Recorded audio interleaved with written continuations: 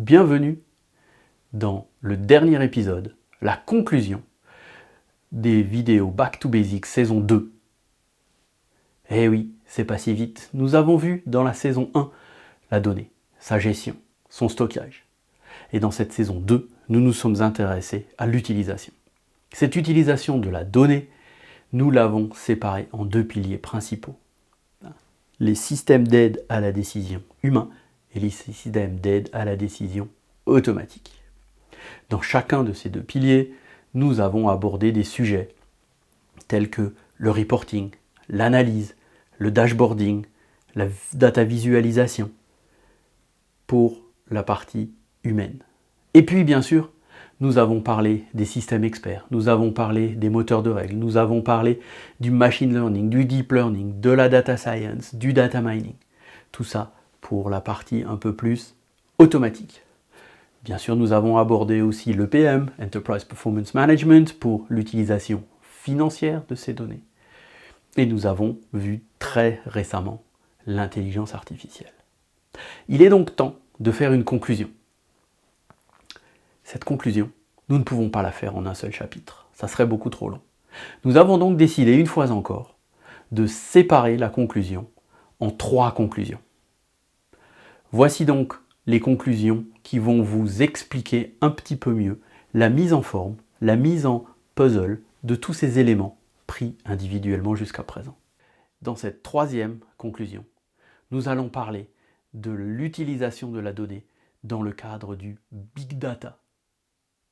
Commençons par quelques concepts de base. Dans la saison 1 de Back to Basics, nous avons quelquefois mentionné le terme données non structurées. Les données non structurées ou les informations non structurées sont des informations qui ne possèdent pas de modèle de données prédéfini ou qui ne sont pas organisées de manière prédéfinie. Les informations non structurées sont généralement volumineuses en texte, mais peuvent également contenir des données telles que des dates, des chiffres et des faits. Il en résulte des irrégularités et des ambiguïtés qui rendent difficile la compréhension à l'aide de programmes traditionnels par rapport aux données structurées, stockées sous forme de champs dans des bases de données. En 1998, Merrill Lynch a déclaré que les données non structurées comprennent la grande majorité des données trouvées dans une organisation. Certaines estimations atteignent 80%. La source de ce nombre n'est pas claire, mais elle est néanmoins acceptée par beaucoup. Il doit également être clair que nous parlons ici de volume de données, et l'extraction d'informations pertinentes à partir de données non structurées peut représenter un volume nettement inférieur, le défi étant évidemment de comprendre comment extraire ces informations pertinentes.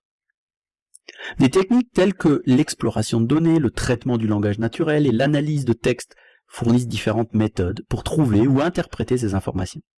Les techniques courantes de structuration du texte impliquent généralement un marquage manuel avec des métadonnées ou un marquage des parties de la parole pour une structuration plus poussée basée sur l'exploration du texte, des tags.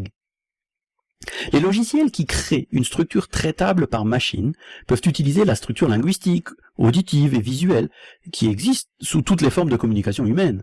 Les algorithmes peuvent déduire cette structure inhérente du texte, par exemple en examinant la morphologie des mots, la syntaxe des phrases et d'autres modèles à petite et à grande échelle. Les informations non structurées peuvent ensuite être enrichies et identifiées pour remédier aux ambiguïtés et aux techniques pertinentes, puis utilisées pour faciliter la recherche et la découverte. Des exemples de données non structurées peuvent inclure des livres, des journaux, des documents, des métadonnées, des dossiers médicaux, des fichiers audio, vidéo, analogiques, des images, des fichiers et du texte non structuré tels que le corps d'un message électronique, une page web ou un document de traitement de texte. Bien que le contenu principal transmis n'ait pas de structure définie, il est généralement emballé dans des objets, par exemple dans des fichiers ou des documents, qui eux-mêmes ont une structure, et sont donc un mélange de données structurées et non structurées. Mais cela reste collectivement appelé des données non structurées. Et comme les données non structurées apparaissent fréquemment dans les domaines électroniques, l'utilisation d'un système de gestion de contenu ou de documents capable de catégoriser des documents entiers est souvent préférée au transfert et à la manipulation des données depuis les documents. La gestion des documents fournit ainsi les moyens de transmettre la structure aux collections de documents. Les moteurs de recherche sont devenus des outils populaires pour l'indexation et la recherche à travers ces données, en particulier du texte.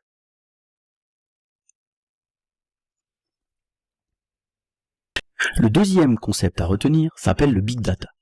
Le big data est un domaine qui traite les moyens d'analyser, d'extraire systématiquement des informations ou de traiter d'une autre manière des ensembles de données trop volumineux ou complexes pour être traités par les logiciels d'application de traitement de données traditionnels. Les défis liés à l'analyse du big data incluent la capture des données, le stockage des données, l'analyse des données, la recherche, le partage, le transfert, la visualisation, les requêtes, la mise à jour, la confidentialité des informations et la source des données. Le big data était à l'origine associé à 3 concepts clés, le volume, la variété et la vitesse. L'analyse des données présente des défis dans l'échantillonnage et ne permettait donc auparavant que des observations et des échantillonnages. Par conséquent, le big data inclut souvent des données dont la taille dépasse la capacité de traitement des logiciels traditionnels dans un délai et une valeur acceptable.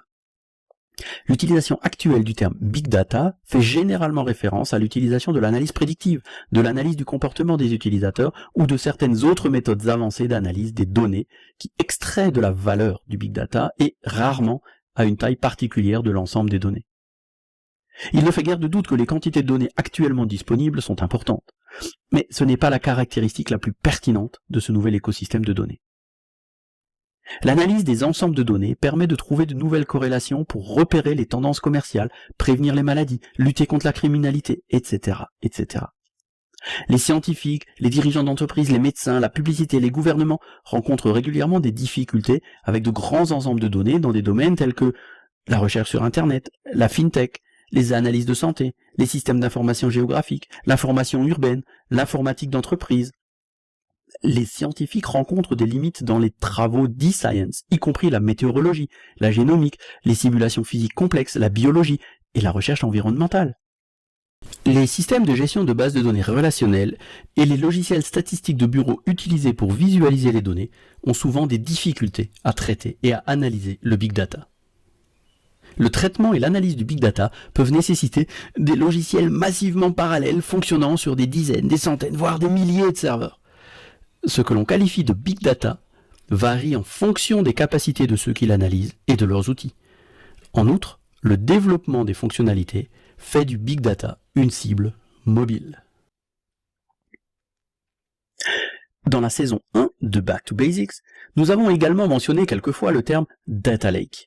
Un data lake est un système ou un référentiel de données stocké dans son format brut ou naturel, généralement de grands objets binaires nommés blobs ou des fichiers. Un data lake est généralement un magasin de données unique comprenant des copies brutes des données du système source, des données de capteurs, des données de réseaux sociaux, etc., etc. Et des données transformées aussi, utilisées pour des tâches telles que le reporting, la visualisation, les analyses avancées et l'apprentissage automatique. Tous ces concepts abordés dans cette saison 2 de Back to Basics. Dans le même temps, le concept de data lake virtuel se développe aujourd'hui, où les mouvements de données sont effectués via une plateforme d'orchestration de données, ce qui permet de conserver les données dans leur source d'origine et de les extraire seulement au moment de l'analyse.